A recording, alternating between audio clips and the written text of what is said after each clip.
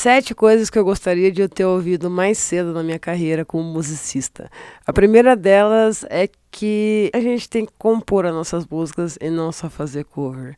E isso eu enxergo nos meus colegas de faculdade. Eu faço faculdade de música agora, depois de todo esse tempo consegui entrar. E eu vejo nos meus colegas, eu vejo nos meus amigos essa questão do cover ou a questão da referência. Às vezes rola muito isso, você tá no estúdio com um artista e não, segue a referência, segue a referência. Quase que de uma forma implícita, tipo, copia aí, mas não copia não copiando, sei lá, tipo, muda alguma coisa, mas faz igual. E, poxa, esse comportamento, às vezes eu acho que é o que trava muita pessoa, eu seguro muita pessoa. Eu entendo que a gente gosta das nossas referências, a gente gosta das músicas que a gente admira, a gente quer fazer cover, a gente quer fazer mashup, a gente quer fazer... Eu mesma, né, já caí nessa falácia muitas vezes na minha carreira aí, nesse tempo de ficar fazendo remix ao invés de tentar fazer coisa nova e tentar minhas ideias. Então essa é uma dica até que eu dou pra mim mesma, assim, sabe? De desapegar um pouco de fazer versão, cover, remix, etc. E faça coisas novas, coisas originais. E fuja um pouco de referência. Às vezes a referência, a pessoa quer chegar tão próxima àquela referência, assim, que ela não aceita mudar nada ali. E cara, se você não mudar nada, você não vai fazer nada novo, né? Então, basicamente é isso. A segunda dica é gravar a parada de vocês. Gravar o que vocês estão fazendo, seja os ensaios, seja as ideias, seja as músicas prontas. Transformar isso que vocês estão ali ensaiando ou criando na cabeça de vocês em alguma coisa física para vocês mostrarem para as pessoas. Que já emenda com a próxima dica, que é mostrar as coisas para vocês. Vocês terem um produto. E é muito fácil de pensar como se fosse, mesmo olhando pela ótica de um hobby, vamos fazer uma analogia.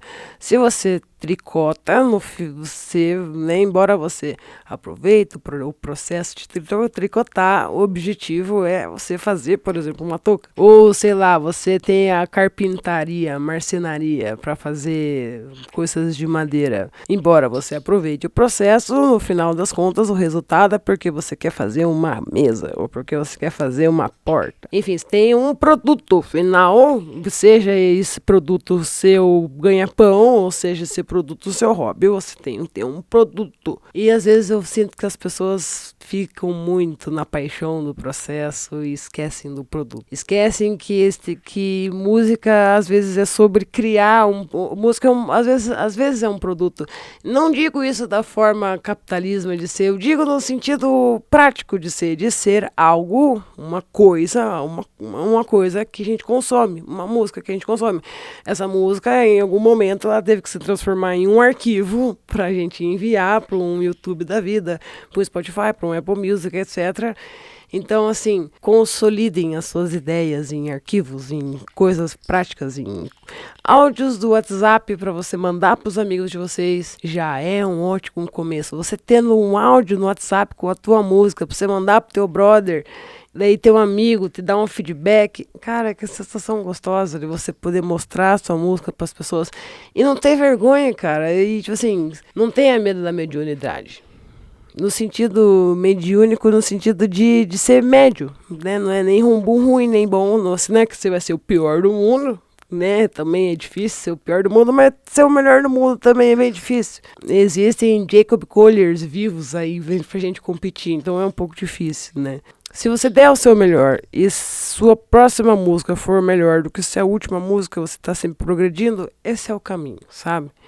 E com certeza as pessoas que são seus amigos de verdade, eles vão saber te dar um feedback com carinho e sempre reconhecer o seu progresso ao longo do caminho aí. E assim, termine, né? Embora esse começo seja ali gravar áudio no WhatsApp para mandar pros brother, em algum momento planeje terminar isso.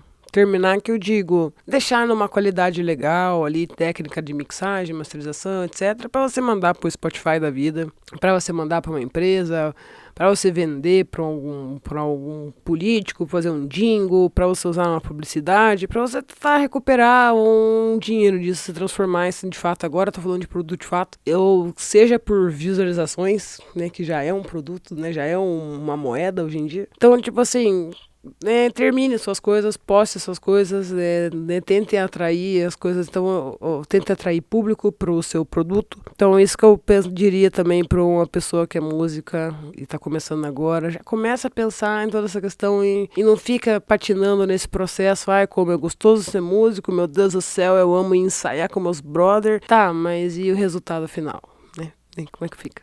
Então já vai pensando nisso e sempre melhorá-lo. E o próximo, teoria musical, importa sim. Eu demorei muito para aceitar essa verdade e muitos músicos vão te falar isso. Você não precisa de teorias, só precisa de feeling. Eu faço as músicas no feeling porque eu sou muito musical, tá ligado? Aí o cara decora umas músicas, umas escalas ali, uns acordes ali, vê mais ou menos como é que usa pra... E assim, é pra passar batido em grandes situações? Dá. Nesse todo o contexto do cover, né, do remix e tal, é muito fácil você passar batido com pouco conhecimento de teoria. Mas quando você entra na composição e criar algo novo, ou não necessariamente criar algo revolucionário, mas simplesmente conseguir contar uma história através da música, aí você já começa a usar um pouco mais de artimanhas de teoria musical nesse processo todo. Então, assim, teoria musical importa sim, e não é pra você ficar travado nela, nesse sentido de fazer um bagulho quadrado, fazer aquela questão do, né, a música quase Dream Theater e aquele rock progressivo todo técnico. Não, mas assim, pra você conseguir contar uma história e passar a mensagem, conseguiria fazer isso na tentativa e erro, consegue fazer isso na tentativa e erro, mas vai demorar muito mais. E, cara, a gente vive numa realidade no Brasil onde a gente não tem tempo, né? Nosso tempo livre não é tanto, assim. E considerando uma realidade onde você está começando a fazer música agora e está fazendo música no seu tempo livre, quanto mais você otimiza seu tempo, melhor, né? E o último, eu acho que fecha, assim, e engloba todos esses elementos que eu falei até agora. Ainda assim, traz alguma coisa nova, é a questão do sair do óbvio. Eu já falei sobre referência, e algumas pessoas ficam sempre muito travadas na referência delas, mas às vezes eu digo de fazer algo sem nenhuma referência, sem pensar se alguém vai gostar disso além de você, sem pensar se isso vai dar views ou não. Às vezes sim, às vezes a gente tem que pensar se as pessoas vão gostar, às vezes a gente tem que abaixar um pouco nossa veia artística, experimentalista e fazer um bagulho mais dentro da caixinha, porque às vezes a proposta do que a gente quer fazer é dentro da caixinha, eu mesmo tenho que me segurar para isso, mas às vezes sair da caixinha é legal, às vezes é fazer um bagulho totalmente maluco. E tipo assim, nem que seja, daí nesse caso eu falo assim, nem que seja para não postar e tal, mas fica aí o desafio, fazer um bagulho totalmente maluco, totalmente fora de qualquer estilo, sem nenhuma referência, totalmente seguindo o seu coração. E pode ser que saia totalmente dentro de uma caixinha. Por exemplo, você é uma pessoa que gosta muito de bossa nova, e daí você vai criar algo, vai ser mais ou menos uma bossa nova do seu jeitinho. Mas se você é uma pessoa mais eclética, aí já a aventura já se torna um pouco mais diferente. Mas é legal ver esses artistas que conseguiram criar uma veia, assim. Por exemplo, a Bjork, cara, você pega qualquer CD dela, se você não conhece Bjork, escute Bjork. Pega qualquer CD dela e você consegue ver a identidade dela, assim, como essa identidade se transforma, mas consegue ver que é a mesma pessoa que fez todas aquelas músicas. E, né, talvez você consiga fazer isso com as suas músicas também. Então as minhas dicas são essas, são umas dicas que